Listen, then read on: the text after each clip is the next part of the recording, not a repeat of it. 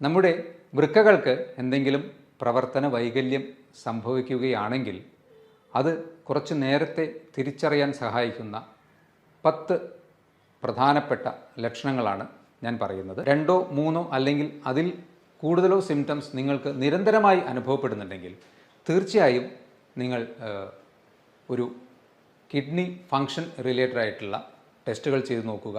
അപ്പോൾ നമ്മുടെ ഒരു ലോഞ്ചിവിറ്റി അല്ലെങ്കിൽ മാക്സിമം ലൈഫ് എക്സ്പെക്റ്റൻസിയും ഹെൽത്തും മെയിൻറ്റെയിൻ ചെയ്യുന്നതിന് വേണ്ടി ഇത്രയും കാര്യങ്ങൾ നിങ്ങൾ ശ്രദ്ധിക്കുക.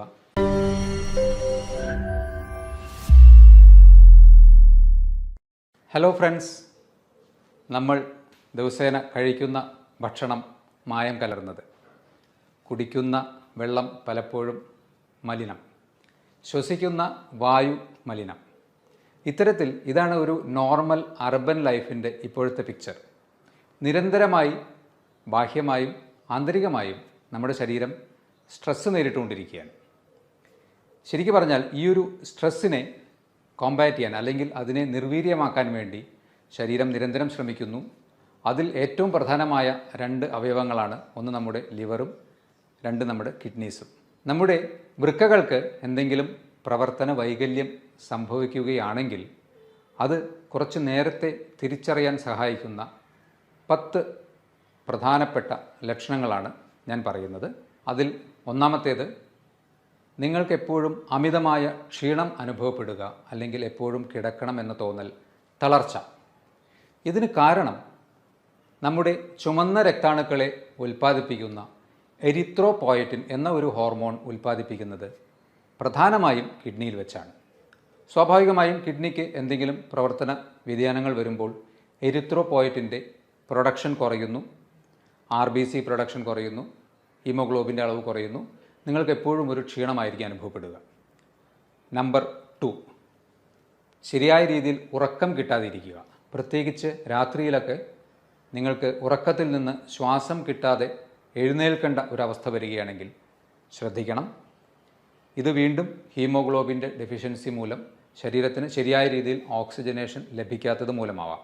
നമ്പർ 3, ചർമ്മത്തിന് അധികമായ ഡ്രൈനസ്, അതുപോലെ തന്നെ ചൊറിച്ചിൽ. പ്രത്യേകിച്ച് മറ്റ് അലർജി പ്രശ്നങ്ങളൊന്നും ഇല്ലാതെയോ അല്ലെങ്കിൽ മറ്റ് ചർമ്മരോഗങ്ങൾ ഇല്ലാതെയോ നിങ്ങൾക്ക് ചർമ്മത്തിന് അധികമായ ഡ്രൈനസ്സും ചിലപ്പോൾ ചൊറിച്ചിലും അനുഭവപ്പെടുന്നുണ്ടെങ്കിൽ നിങ്ങൾ ശ്രദ്ധിക്കണം. കാരണം നമ്മുടെ ശരീരത്തിലെ കാൽസ്യം, ഫോസ്ഫറസ് പോലെയുള്ള ന്യൂട്രിയൻസിൻ്റെ അബ്സോർപ്ഷൻ ഡിഫക്റ്റ് കാരണവും ഇംബാലൻസ് മൂലവും ഇത്തരത്തിലുള്ള പ്രശ്നം കിഡ്നി തകരാറ് മൂലം ഉണ്ടാവാൻ സാധ്യതയുണ്ട്.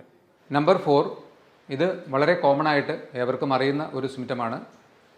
രാവിലെ എഴുന്നേൽക്കുമ്പോൾ കണ്ണുകൾക്ക് താഴെ ചെറിയ തടിപ്പും നീരും പോലെ കാണപ്പെടുന്നത്. ശരീരത്തിൽ നിന്ന് അധികമായി പ്രോട്ടീൻ, സോഡിയം ഇവയൊക്കെ കിഡ്നിയുടെ തകരാറ് മൂലം നഷ്ടപ്പെടുന്നത് കൊണ്ടാണ് ഇത്തരത്തിൽ നീര് വരുന്നത്. ഇതും കിഡ്നി ഫങ്ഷനുമായി റിലേറ്റഡ് ആയിട്ടുള്ള ഒരു ലക്ഷണമാണ്. നമ്പർ 5, രാത്രികാലങ്ങളിൽ അധികമായി മൂത്രമൊഴിക്കണം, ഇടയ്ക്കിടെ എഴുന്നേറ്റ് മൂത്രമൊഴിക്കാൻ പോകുന്ന ഒരു ടെൻഡൻസി. ഇങ്ങനെ കാണുകയാണെങ്കിൽ നിങ്ങൾ തീർച്ചയായും കിഡ്നിയുടെ ഫങ്ഷനുമായി റിലേറ്റഡ് ആയിട്ട് ഒന്ന് ആലോചിക്കേണ്ടതാണ്. ഇത് ചിലപ്പോൾ പുരുഷന്മാരിൽ പ്രോസ്റ്റേറ്റ് ഗ്രന്ഥിയുടെ വീക്കം മൂലം BPH എന്ന അസുഖത്തിലും, അതുപോലെ തന്നെ റിപ്പീറ്റഡ് ആയിട്ടുള്ള യൂറിനറി ഇൻഫെക്ഷൻസ് വരികയാണെങ്കിലും ഈ ഒരു അവസ്ഥ ഉണ്ടാകാം. പക്ഷേ BPH അല്ലെങ്കിൽ പ്രോസ്റ്റേറ്റ് ഹൈപ്പർട്രോഫി നിങ്ങൾക്കൊരു അൾട്രാസൗണ്ട് സ്കാനിലൂടെ നിർണ്ണയിക്കാൻ പറ്റും. അതുപോലെ തന്നെ യൂറിനറി ഇൻഫെക്ഷൻ ആണോ എന്നുള്ളത് യൂറിൻ റൂട്ടീൻ എക്സാമിനേഷൻ ചെയ്താലും നമുക്ക് പിടികിട്ടും. നമ്പർ 6, മൂത്രമൊഴിക്കുമ്പോൾ അധികമായി ക്ലോസറ്റിൽ പത പോലെ കാണപ്പെടുക. കൂടുതലായി പ്രോട്ടീൻ മൂത്രത്തിലൂടെ നഷ്ടപ്പെടുമ്പോൾ, നമ്മുടെ മുട്ടയുടെ പ്രോട്ടീനോട് സമാനമായ രീതിയിലുള്ള പ്രോട്ടീനാണ്, അത് മൂത്രത്തിലൂടെ അധികമായി നഷ്ടപ്പെടുമ്പോൾ ഇത്തരത്തിൽ പത കാണാൻ സാധ്യതയുണ്ട്. എന്നാൽ ഇവിടെയും നിങ്ങൾക്ക് 2-3 കാര്യങ്ങൾ ഇത് ശരിക്കും കിഡ്നിയുടെ തകരാറ് മൂലമാണോ എന്ന് തിരിച്ചറിയാൻ വേണ്ടി സഹായിക്കും. നിങ്ങൾ അമിതമായി എക്സസൈസ് ചെയ്യുകയാണെങ്കിലോ അധികമായി പ്രോട്ടീൻ റിച്ച് ആയിട്ടുള്ള ഭക്ഷണം കഴിക്കുകയാണെങ്കിലോ ചില മരുന്നുകളുടെ ഉപയോഗം മൂലമോ, പ്രത്യേകിച്ച് സ്റ്റിറോയിഡ് പോലെയുള്ള മരുന്നുകളുടെയൊക്കെ ഉപയോഗിക്കുന്ന അവസ്ഥയിലും ഇത്തരത്തിൽ മൂത്രത്തിൽ പത കാണാൻ സാധ്യതയുണ്ട്. അപ്പോൾ ഈ കാര്യങ്ങൾ കൂടി ഇവാലുവേറ്റ് ചെയ്തിട്ട് വേണം ഇത് ശരിക്കും കിഡ്നിയുടെ തകരാറാണോ എന്ന് ചിന്തിക്കുവാൻ വേണ്ടി. അതും ശരിക്കും പറഞ്ഞാൽ മൂത്രമൊഴിച്ച് ഫ്ലഷ് ചെയ്തതിന് ശേഷവും കുറച്ച് നേരം കഴിഞ്ഞാലും ക്ലോസറ്റിൻ്റെ വശങ്ങളിൽ പത പോലെ പറ്റിപ്പിടിച്ചിരിക്കുന്നുണ്ടെങ്കിൽ തീർച്ചയായും നിങ്ങൾ കിഡ്നി റിലേറ്റഡ് ആയിട്ടുള്ള ടെസ്റ്റുകൾ ചെയ്യുക. അതിൽ തന്നെ ഏറ്റവും എളുപ്പത്തിൽ യൂറിൻ മൈക്രോ ആൽബുമിൻ പോലെയുള്ള ടെസ്റ്റുകൾ ചെയ്തു നോക്കുക. നമ്പർ 7, വിശപ്പ് കുറവ്. ഇത് വീണ്ടും ശരീരത്തിൽ അമിതമായി ടോക്സിൻസ് പുറന്തള്ളപ്പെടാതെ കിഡ്നിയുടെ തകരാറ് മൂലം നിൽക്കുന്നത് കൊണ്ട് നമുക്ക് സ്വാഭാവികമായും വിശപ്പ് കുറവായി അനുഭവപ്പെടാം. നമ്പർ 8, മൂത്രത്തിൽ രക്തത്തിൻ്റെ അംശം തോന്നുക.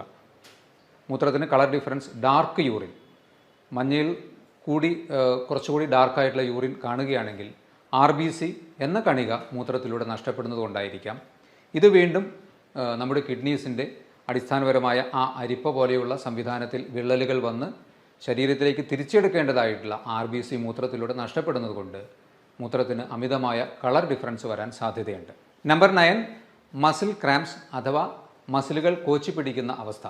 പ്രത്യേകിച്ച് കാൽവണ്ണകളിലൊക്കെ മസിൽ അമിതമായി ഒരു ക്രാംസ് പോലെ തോന്നുന്നുണ്ടെങ്കിൽ അത് ശരീരത്തിൽ സോഡിയം, കാൽസ്യം പോലെ ഉള്ള മിനറൽസിൻ്റെയോ അല്ലെങ്കിൽ ഇലക്ട്രോലൈറ്റ്സിൻ്റെയൊക്കെ ഇംബാലൻസ് മൂലമാവാൻ സാധ്യതയുണ്ട്. ഇത് വീണ്ടും കിഡ്നി റിലേറ്റഡ് ആയിട്ടുള്ള പ്രശ്നങ്ങൾ മൂലം ഉണ്ടാവാൻ സാധ്യതയുണ്ട്. നമ്പർ 10, വായിലൊരു മെറ്റാലിക് ടേസ്റ്റ് അല്ലെങ്കിൽ ഒരു ലോഹച്ചുവ വായ്ക്കകത്ത് തോന്നുകയോ അല്ലെങ്കിൽ അമിതമായ ഒരു ബാഡ് ബ്രെത്ത് നമ്മുടെ ശ്വാസത്തിന് വരികയോ ചെയ്യുകയാണെങ്കിൽ വീണ്ടും അമിതമായ ടോക്സിൻസ് ശരീരത്തിൽ കെട്ടി നിൽക്കുന്നത് മൂലം ഇത് കിഡ്നിയുടെ തകരാറ് മൂലമാവാനുള്ള സാധ്യതയുണ്ട്. അപ്പോൾ ഞാൻ ഈ പറഞ്ഞ 10 കാര്യങ്ങളിൽ 2 3 അല്ലെങ്കിൽ അതിൽ കൂടുതലോ സിംറ്റംസ് നിങ്ങൾക്ക് നിരന്തരമായി അനുഭവപ്പെടുന്നുണ്ടെങ്കിൽ തീർച്ചയായും നിങ്ങൾ ഒരു കിഡ്നി ഫങ്ഷൻ റിലേറ്റഡ് ആയിട്ടുള്ള ടെസ്റ്റുകൾ ചെയ്ത് നോക്കുക. അതുപോലെ തന്നെ ഒരു അൾട്രാസൗണ്ട് ടെസ്റ്റ് ചെയ്ത് നോക്കുക. അല്ലെങ്കിൽ യൂറിൻ മൈക്രോ ആൽബുമിൻ, ഏറ്റവും സിംപിളസ്റ്റ് ആയിട്ട് നിങ്ങൾക്ക് ചെയ്യാവുന്നത് റീനൽ ഫങ്ഷൻ ടെസ്റ്റ് തന്നെയാണ്.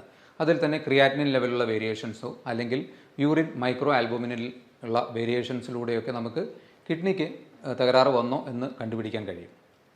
അപ്പോൾ അഹോരാത്രം നമുക്ക് വേണ്ടി പ്രയത്നിച്ചുകൊണ്ടിരിക്കുന്ന നമ്മുടെ വൃക്കകളെ സംരക്ഷിക്കാൻ വേണ്ടി നിങ്ങൾ നിങ്ങളുടെ ഭക്ഷണത്തിൽ മാക്സിമം ശ്രദ്ധ ചെലുത്തുക.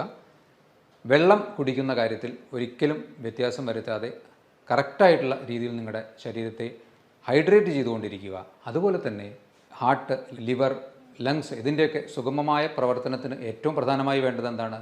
റെഗുലറായിട്ടുള്ള ഒരു മിതമായ വ്യായാമമാണ്.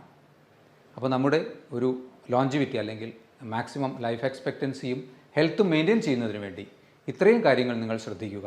ഈ പറഞ്ഞ ലക്ഷണങ്ങളിൽ കുറച്ചൊരു ഗ്രൂപ്പ് ഓഫ് ലക്ഷണങ്ങൾ നിങ്ങൾക്കുണ്ടെങ്കിൽ അതുമായി റിലേറ്റഡ് ആയിട്ടുള്ള ടെസ്റ്റുകളും ചെയ്തു നോക്കുക. എല്ലാവരും ആരോഗ്യത്തോടെയും സുരക്ഷിതരായും ഇരിക്കുക. ഇതുപോലെയുള്ള മറ്റൊരു ഹെൽത്ത് ടോപ്പിക്കുമായി വീണ്ടും കാണാം. ബൈ.